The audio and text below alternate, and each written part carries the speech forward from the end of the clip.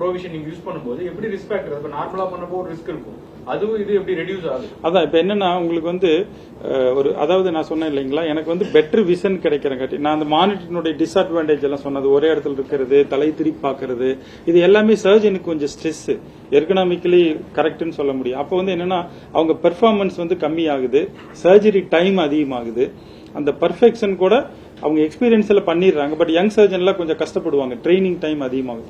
இது எல்லாமே இதை யூஸ் பண்ணோம்னா கம்மி ஆகுது. ஸோ சர்ஜரி டைமும் கம்மி, அந்த ப்ரிசைஸா பண்ண முடியுது. அந்த அட்வான்டேஜ் தான் பேஷண்ட்டுக்கு, ஒரு பெட்டர் சர்ஜரி கொடுக்க முடியுது. பெட்டர்னா பண்ண இது வரைக்கும் பண்ணினதுல ஒரு 5 to 10% ஒரு பெட்டரா பண்ண முடியும்னு சொல்றோம்.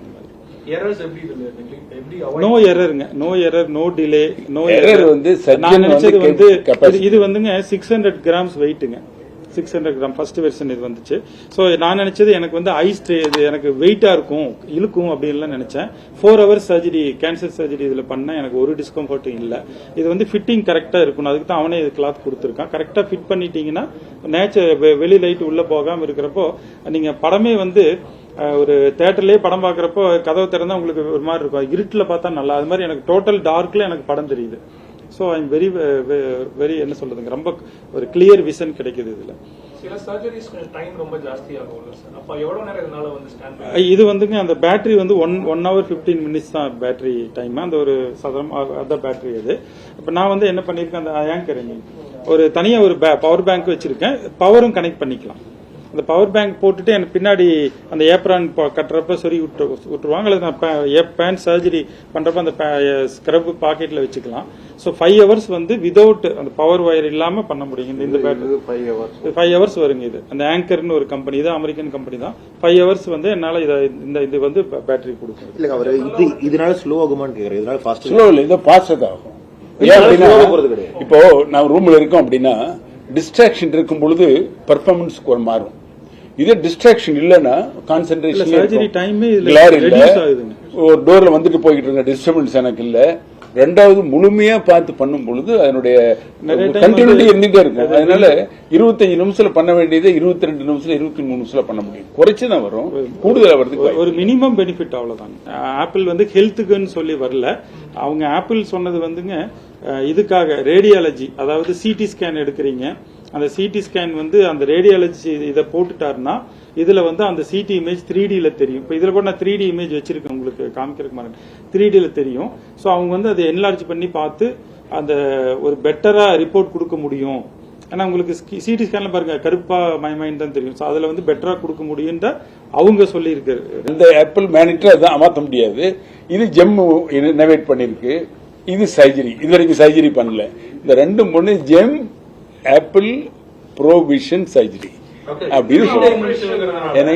டிஸ்ட்ராக்ஷன், சின்ன டிஸ்ட்ராக்ஷன் இருந்தா கூட அது பெரிய இம்பாக்ட் ஏற்படுத்தும். அதை எப்படி அவாய்ட் பண்ணுங்க? இதுல வந்து இதுல வந்து நான் வந்து லாப்ரோஸ்கோபிக் சர்ஜரி 2D தாங்க, 2D தான் இப்ப இதுல பாத்துட்டு இருக்கேன். 2D 4Kல பாக்குறேன். அந்த 4Kவே பெட்டரா 3D இன்னும் வரல, 3D வரல. நாங்க ஆனா நீங்க ரோபோட்டிக் 3Dல தான் பண்றோம், லேப்லயும் 3D இருக்கு. அது வந்து என்னன்னா நம்ம படம் பாக்குற அளவுக்கு அந்த ஒரு த்ரில்லிங் அந்த மாதிரி எல்லாம் கொண்டு வராது. பேசிவ் 3Dன்னு சொல்லுவோம், நம்ம அந்த இதுல பாக்குறதுல ஆக்டிவ் 3D. அதனால உங்களுக்கு அந்த மாதிரி இது வராது. ரோபோட்டிக் சர்ஜரி நீங்க ஃபியூச்சர்ல வரலாம், அதை இதுல பண்ண முடியும். இன்னும் வரல.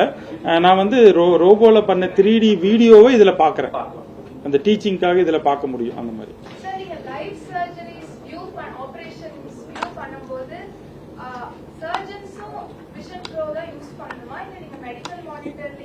பண்ணலாங்க. மற்ற சர்ஜன் எல்லாருமே மானிட்டர் தான் பார்ப்பாங்க, பண்ற சர்ஜன் பண்றவங்க தான் இந்த இதை யூஸ் பண்ணுவாங்க.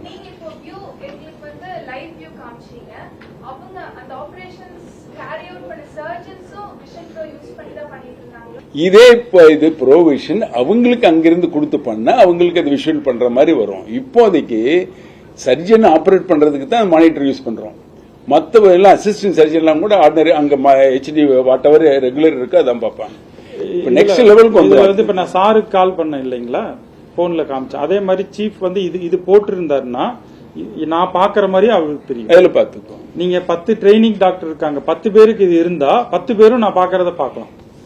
இதுல என்ன பெரிய அட்வான்டேஜ்னா 7 தியேட்டர்ல சர்ஜரி நடந்துகிட்டே இருக்கும். என்னோட டிவியில மானிட்டர் வச்சு பார்ப்பேன். ஆனா ஒரு நடந்ததுன்னா நான் உள்ள போய் சொல்லணும், இல்ல கூப்பிட்டு சொல்லணும். நான் இங்க இது போட்டிருக்கேன்னு வச்சுக்கங்க, அது 7 மானிட்டர் எனக்கு OT2 மாதிரி பார்த்து பார்த்த மாதிரி பார்த்துக்கிட்டே வருவேன். இந்த இடத்துல இருக்குன்னா இமீடியட்டா அவங்கள கூப்பிட்டு நான் அங்க உட்காந்துக்கிட்டு ஐ வில் டைரக்ட், இந்த இடத்துல இந்த டிஷ்யூஸ் பாருங்க, இந்த இடத்துல வெசல் இருக்கு, இங்க லிம்ஃப் நோட் இருக்கு, ஸ்ப்ரெட் இருக்கு, go to right side left சைடுன்னு 7 OTக்குமே நம்ம மாத்தி என்னால கைட் பண்ண முடியும். இது ஒரு பெரிய ஒரு அட்வான்டேஜ். இது நெக்ஸ்ட் லெவல் வந்து இதே டெக்னாலஜி மூலம் கொஞ்சம் நெக்ஸ்ட் டெவலப் பண்ணும்பொழுது ரிமோட் சர்ஜரிக்கு ரோபோட்டிக்ல வரப்போறோம். அது என்ன பத்திக்கல என்ன நெக்ஸ்ட் லெவல். அது என்ன நமக்கு வந்து ஒரு புதுசு வரும்பொழுது அடாப்ட் பண்றப்போ பேஷண்ட் பெனிஃபிட்டா இருந்தா சந்தோஷம். இதுல பேஷண்ட்டுக்கு இன்னும் ஹையர் குவாலிட்டி பண்ண முடியுங்கிறதுல ஒரு பெரிய ஒரு விஷயம்.